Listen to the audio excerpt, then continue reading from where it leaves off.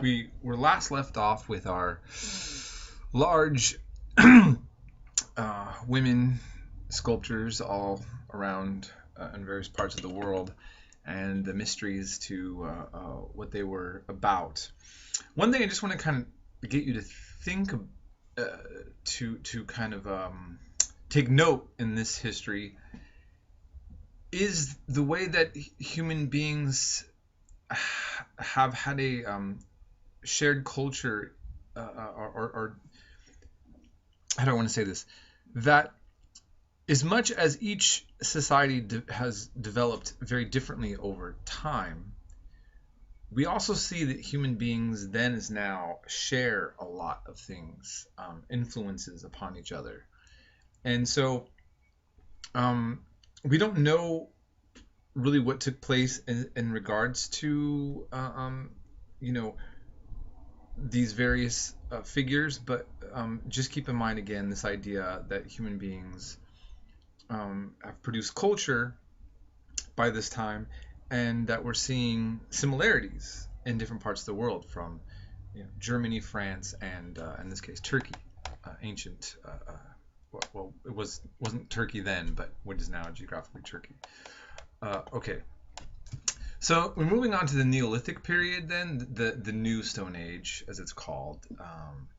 And again, I want you to know I'm not going to be pressing you to have when it comes to the exams that you're going to have, you're not expected to remember all of these things. This, in particular, with this chapter, we're going just over briefly some of this history, and I'll give you plenty of time to be aware of what you're going to need to know for your first exam, okay?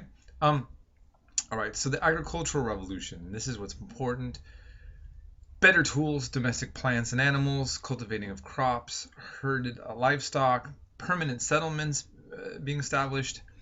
Farming is established in West Asia, Middle East, Near East. Okay, I put this there, by the way, is that when it comes to geography, right, there's different terms used. West Asia, if you ever read anything and it says West Asia, it's referring to the Middle East. If you read Near East, it's also referring to the Middle East, or vice versa. Well, how does this happen? I mean, right, so if something's Eastern or Western, it depends on where you're standing, right?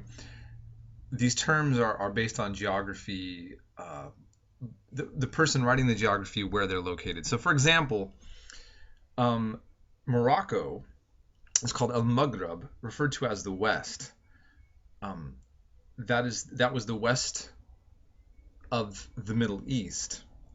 But those of us in the United States, you'll almost never hear call Morocco the West, right? Because it's east of us, and it's in Africa, and we think of the West being Europe and the United States. So again, these terms, east, west, whatever, it depends where you're located. So just keep that in mind.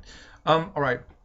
So we see farming established in the Middle East. So, we talked about earlier how the Bible says that Adam and Eve, the first humans, emerged out of the Middle East.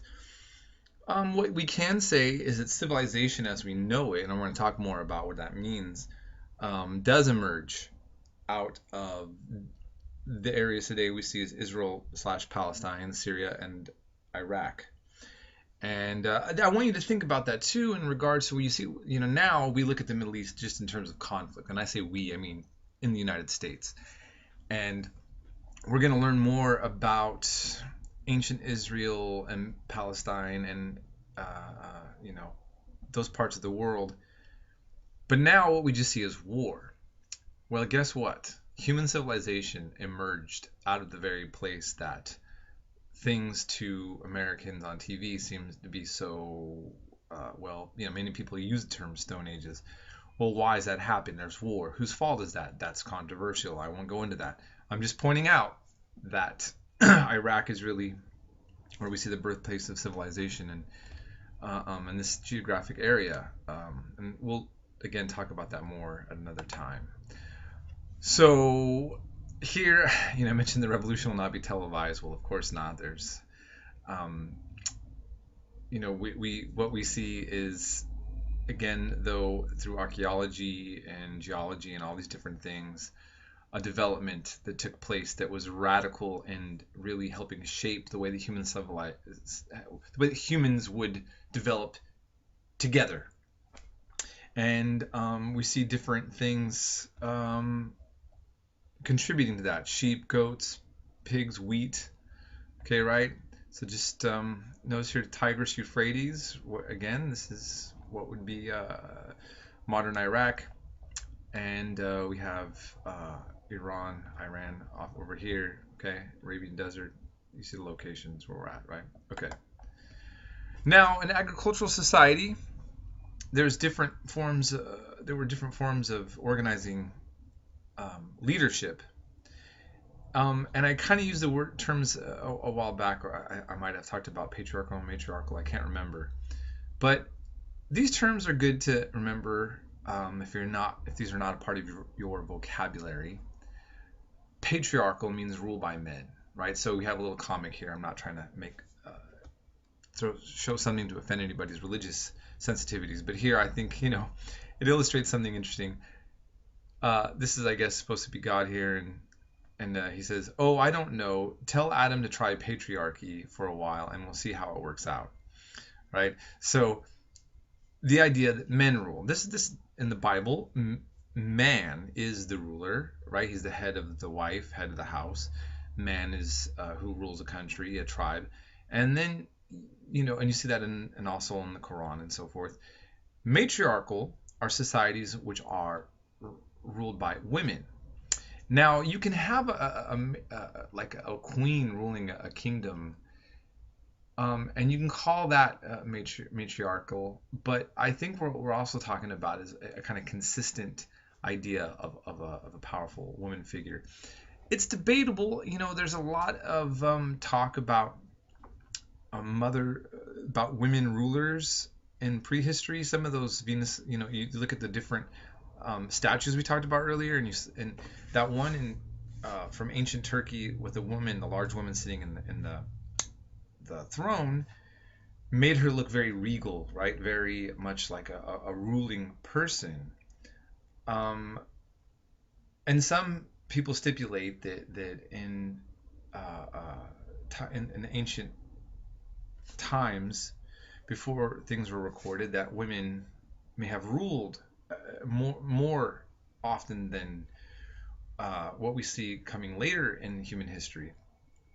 The truth is, we really don't know, okay? But it's certainly a possibility. And then you have like certain indigenous tribes, did have those kind of like ways of ruling. Here I have one by this one. It says the clan mothers ran everything and had last word. I think that's the answer. So some societies have had consistently women rulers, and this gentleman is basically saying that was the right way to go. Well, again,